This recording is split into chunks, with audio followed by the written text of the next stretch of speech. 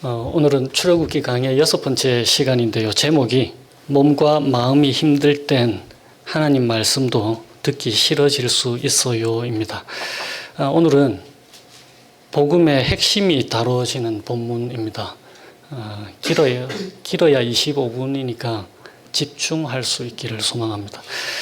출애굽기 강의 3번째 시간에 하나님의 이름이 나와 무슨 상관이 있는지를 혹시 듣지 않으셨다면 꼭 들으시기를 바랍니다. 유튜브에 있습니다.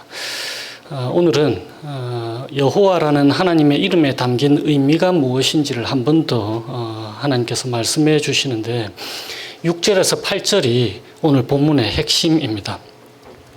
말씀을 통해서 하나님께서 우리에게 들려주시고 싶어 하시는 복음에 다 함께 귀를 기울이게 되시기를 축원드립니다. 또 우리 교회 식구들은 대다수가 제가 가끔씩 신방을 하다 보면은 대다수가 쉽지 않은 삶을 살고 있다는 것을 알게 되는데요. 무엇이 우리로 하여금 그러한 쉽지 않은 삶을 견뎌낼 수 있게 하는지 또 그 복음에 귀를 기울이게 되시기를 소망합니다.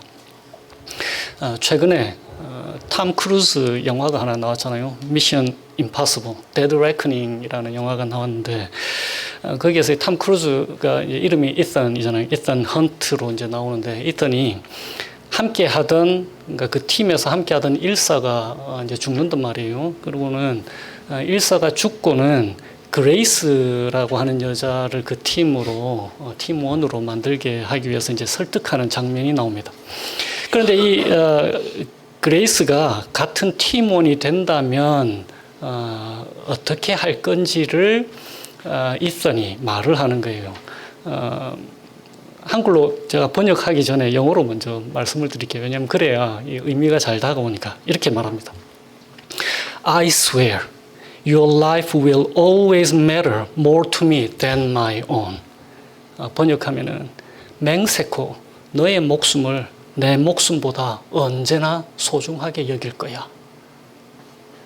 그러니까 이런 말을 해주는 사람을 주변에 둔 사람은 정말 행복할 거예요.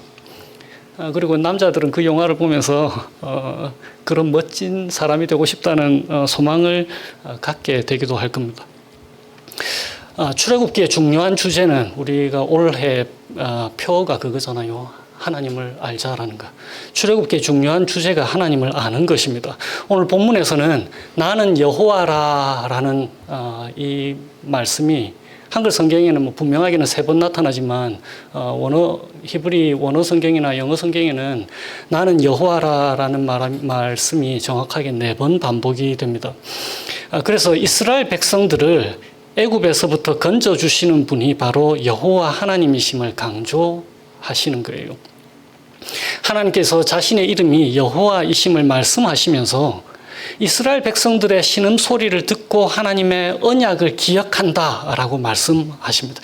그래서 그들을 애굽에서 구원해서 약속의 땅으로 인도하고 그 약속의 땅을 그들의 기업으로 삼게 하리라, 그들의 소유가 되게 하리라 라고 말씀하시는 거예요. 이 얼마나 중요한 말씀입니까? 왜냐하면 드디어 그 때가 찾아온 거예요. 400년 동안 애굽의 종살이를 할 거라고 예언하시고 아브라함을 통해서 그리고는 구출해낼 거다라고 말씀하셨던 그 약속이 이제 드디어 성취되려는 순간인 거예요. 그런데 문제가 있잖아요. 9절에 모세가 이와 같이 이스라엘 자손에게 전하나 그들이 마음의 상함과 가혹한 노역으로, 그러니까 몸과 마음이 지금 산산조각 난 거예요. 그것으로 말미암아 모세의 말을 듣지 아니하였더라. 그리고 심지어 모세조차도 하나님의 말씀을 듣지 않으려고 하는 거예요. 오늘 11절과 12절에 보면은 하나님께서 애굽 왕 바로에게 말해라. 이스라엘 자손을 그 땅에서 내보내게 하라고. 그랬더니 모세가 12절에 뭐라고 하나님께 말씀드리냐면 이스라엘 자손도 제 말을 안 듣는데 바로가 어떻게 제 말을 듣겠습니까? 그러니까 항의를 하는 거예요. 우리 역시 너무 힘든 상황과 심각한 질병의 고통 혹은 복잡하게 얽힌 인간관계가 주는 그 고통의 절망에 처해 있을 때 하나님의 말씀이 잘 귀에 들어오지 않게 됩니다. 우리의 마음과 귀를 닫게 되잖아요. 혹시 교회에서 그런 분들을 보시게 된다면 그들의 믿음 없음을 탓하지 말고 그들의 상황이 너무너무 힘들구나라는 것을 이해하면 될 겁니다. 이것은 인간인 이상 당연한 반응인 거예요. 왜냐하면 인간은 육체가 힘들면 정신도 약해지기 마련이에요. 그게 인간이잖아요. 몸과 영을 함께 소유한 존재가 인간이잖아요. 그리고 정신이 반대로 정신이 약해지면 육체도 힘을 잘 내지를 못합니다. 그래서 오랜 시간 고통 가운데 있으면 하나님의 말씀도 귀에 들어오지를 않아요. 하나님께서 우리에게 하신 그 말씀, 그 약속들을 우리가 가슴 속에서부터 계속 밀어내게 됩니다. 약속은 약속이고 지금 나와는 별 상관이 없다라고 생각하는 거예요. 하루 이틀 기다린 게 아니잖아요. 벌써 이게 몇 년째야 라면서 하나님께 불평을 하는 겁니다. 그런데 이런 부정적인 반응은 신앙의 연륜이 깊든 얕든 상관없이 일어나게 되어 있습니다. 신앙의 깊이에 상관없이 일어나게 되는 거예요. 모세 역시 마찬가지입니다. 최고의 선지자잖아요. 성경 역사상 최고의 선지자가 모세란 말이에요. 그런데 그 모세조차도 나약해 빠진 모습을 오늘 본문에서 보여주는 거예요. 그런데 그런 모세를 하나님께서 잘 이해해 주십니다.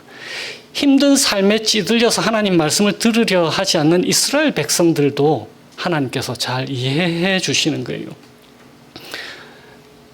이스라엘 백성들이 하나님의 말씀에 귀를 닫고 모세도 그렇게 했을 때 하나님이 이렇게 하실 수 있으셨잖아요.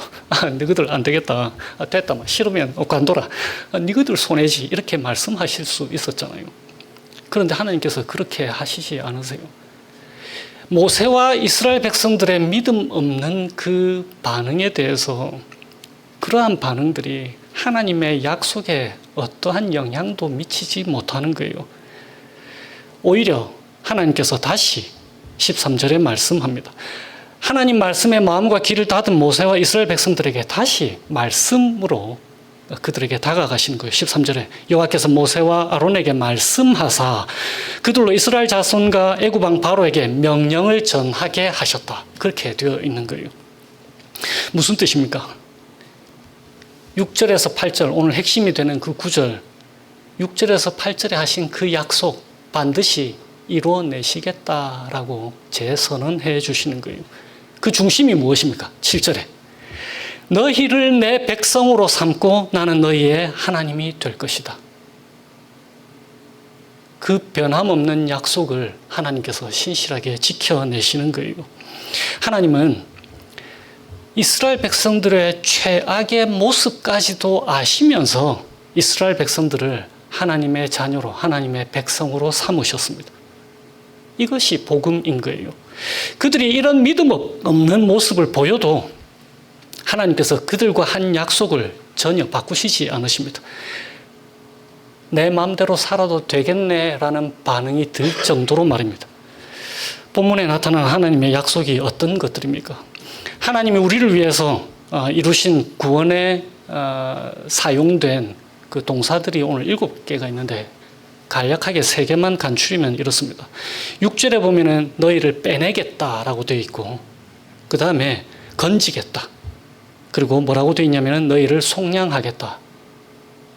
그러니까 애굽에서의 노예 생활에서 그들을 건져내겠다라고 되어 있는데 속량하겠다라는 이 단어의 뜻은 노예 시장에서 값을 주고 노예를 사서 자유를 준다라는 의미입니다. 그리고 7절에 너희를 내 백성으로 삼고 나는 너희의 하나님이 될 것이다 라고 말씀하시고 그리고 5번째로 내가 애굽 사람의 무거운 짐 밑에서 너희를 빼낸 너희의 하나님 여호와인 줄 너희가 알게 하겠다. 그렇게 되어 있고 또 6번째로 맹세한 땅으로 너희를 인도해 갈 것이다. 그리고 7번째 마지막에 그 땅을 너희에게 주어 기업으로 삼게 하겠다. 너희 소유가 되게 하겠다라고 7가지 말씀을 하시는데 크게 간추리면은 속량하고 내 백성이 되게 하고 약속한 땅을 너희 소유로 주겠다라고 3가지를 그렇게 간략하게 말씀하시는 거예요. 이 구원을 이루시는 분, 약속을 반드시 지키시는 분, 친히 그들을 백성으로 삼고 그들의 하나님 되시기를 기뻐하시는 이분이 누구라고요? 여호와라 라고 말씀하시는 거예요. 그래서 6절과 7절, 8절 가장 중심이 되는 이 세 구절에서 처음과 끝을 하나님이 뭐라고 말씀하시냐면 나는 여호와라. 그래서 여호와 하나님의 그 이름에 담긴 뜻을 그렇게 설명을 해 주시는 거예요. 그런 분이시다라고 말입니다. 형편이 너무 어려워서 이스라엘 백성들이 낙심하고 있을 때에, 그래서 하나님의 말씀이 귀에 들어오지 않을 때에 그때조차도 하나님께서 신실하게 약속을 지켜주시는 분이시다라는 거예요. 그들을 백성으로 삼고 그들의 하나님이 되시기를 기뻐하시는 분이시다라는 거예요. 바로 하나님의 이 신실하심이 이스라엘 백성들의 마음을 탁 잡아줬을 거예요. 왜 그러냐면은 이렇게 한번 생각해 보세요. 때때로 우리는 잘못을 해서 누군가의 용서를 구할 때가 있잖아요. 그럴 때 우리가 용기를 내어서 용서해달라고 구할 수 있게 하는 첫 번째 요건이 무엇일 것 같습니까? 나의 용기일까요? 사실은 그렇지 않아요. 그것도 작용을 하지만 상대가 용서해 줄 사람인가가 더 크게 작동한단 말이에요. 그런데 하나님이 우리에게 그런 분이신 거예요. 모세가 낙심하고 있을 때에, 그래서 하나님 말씀에 귀를 기울일 생각이 없을 때, 그런 때조차도 모세가 억지로라도 하나님의 인도하심을 따라서 다시 일어날 수 있도록 그의 마음을 지탱해 주는 것. 이스라엘 백성들이 삶의 형편에 지쳐서 좌절해 있고 하나님의 말씀도 마음에 두고 있지 않을 때조차 하나님께서 변함없이 약속을 이행하신다는 그 사실이 그들의 마음을 지탱해 주는 거예요. 언제라도 내가 돌아가면 하나님은 나를 받아주신다라고 하는 그 사실 말입니다. 바로 그 사실이 그들로 하여금 언제나 여호와께 돌아갈 수 있도록 이끌어 주시는 거예요. 그분이 무엇을 약속하셨습니까? 다시 7절에요. 그들의 어떠함과 상관없이 그들을 하나님의 백성으로 삼고 하나님은 그들의 하나님이 되기를 기뻐하신다라는 거예요. 어떻게 이럴 수가 있습니까? 오직 예수 그리스도의 십자가 사건으로 이 모든 것이 이루어진 것입니다. 예수님께서 십자가에서 죽으시면서 단 한마디 단어 하셨잖아요. 다 이루었다. 테텔레스타이. 한 단어로 다 이루었다. 요한복음 19장에 또 이렇게 말씀이 되어 있습니다. 그 후에 예수께서 모든 일이 이미 이루어진 줄 아시고 모든 일이 이미 이루어졌다. 그리고 19장 30절에 다 이루었다라고 말씀하시는 거예요. 하나님은 우리를 보실 때에 예수 그리스도의 렌즈를 통해서 우리 각 사람을 보십니다.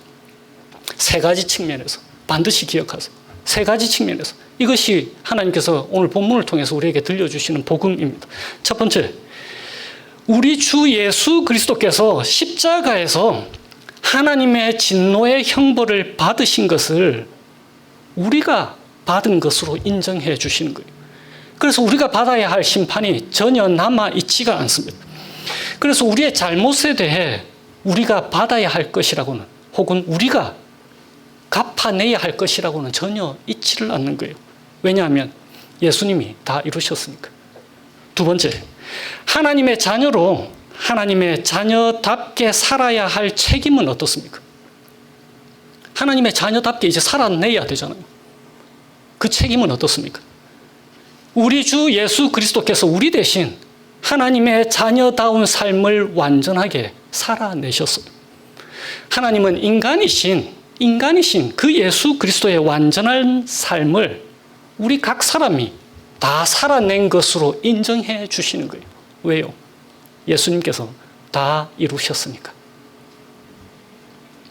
세 번째로, 예수님께서 우리 대신 모든 것을 다 해내셨습니다. 무엇으로? 히브리서 9장에는 하나님의 영, 성령으로 말미암아 예수 그리스도께서 모든 것을 다 이루셨다라고 말씀되어 있습니다.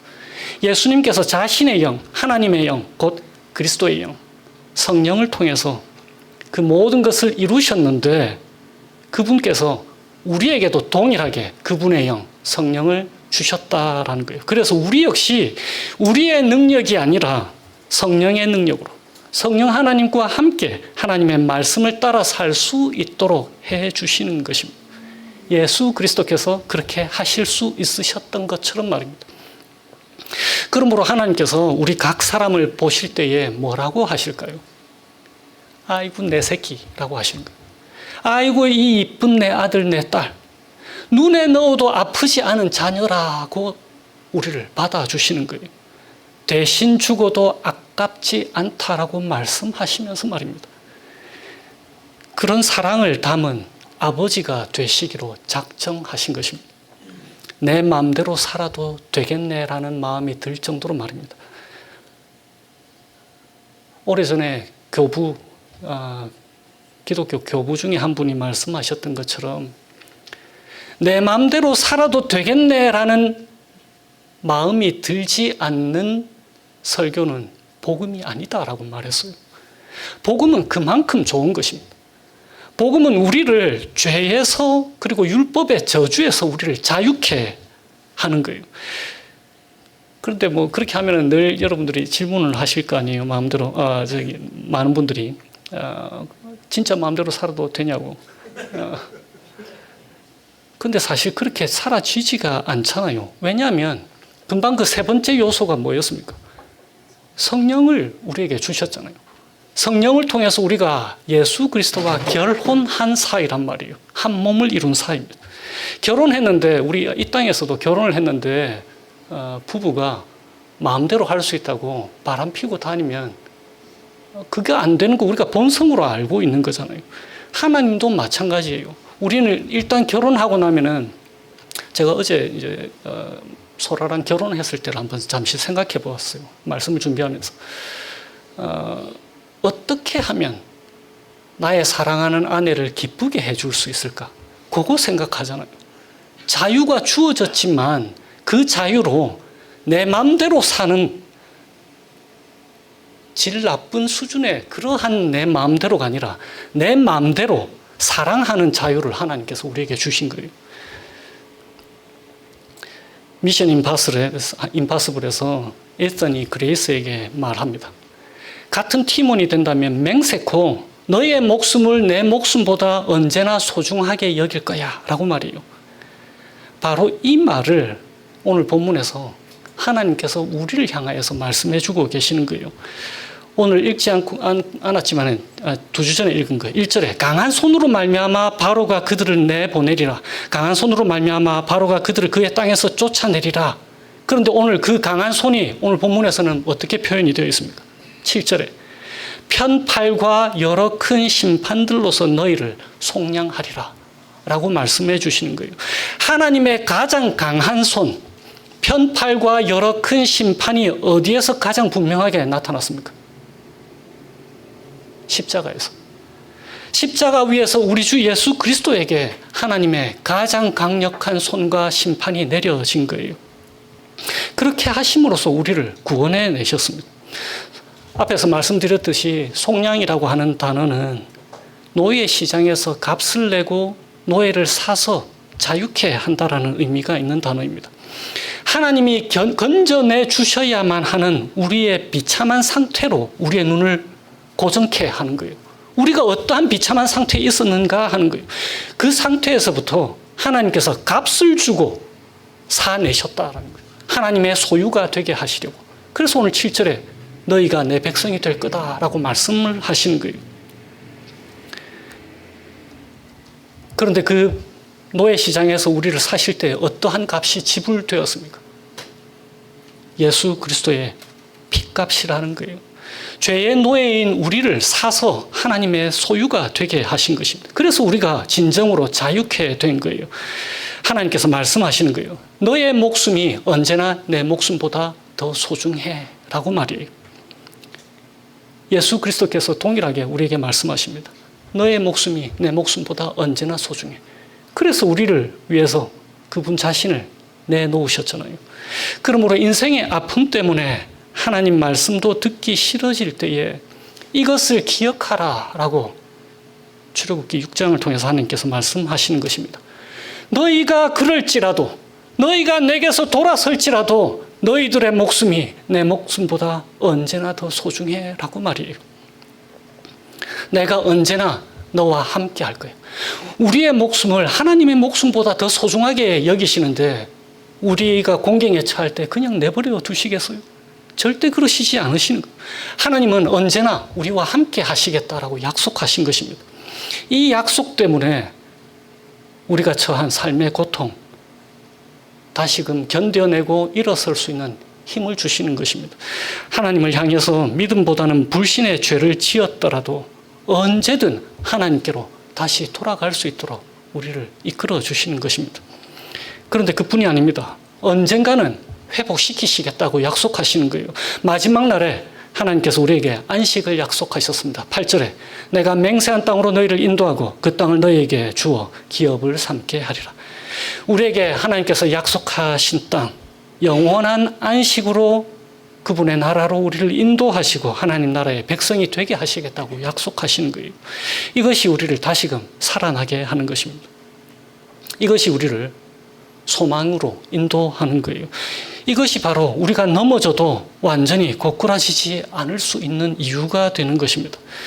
시편 37편에 이렇게 말씀하십니다. 그는 넘어지나 아주 엎드러지지 아니하면 여호와께서 그의 손으로 붙드심이라.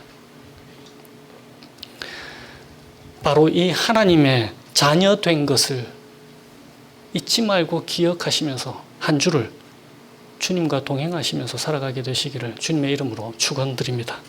기도하시겠습니다. 주님, 저희들은 참으로 이기적인 사람들입니다. 그럼에도 저희들을 사랑해 주셔서 참 감사해요. 삶의 형편이 저희가 원하는 것과 다르게 흘러가면 저희는 쉽게 낙심합니다. 저희들의 믿음은 그것밖에 되지 않습니다. 하나님을 향한 저희들의 신실함은 언제든 쉽게 흔들립니다. 주님, 그런 저희들을 긍휼히 여겨주세요.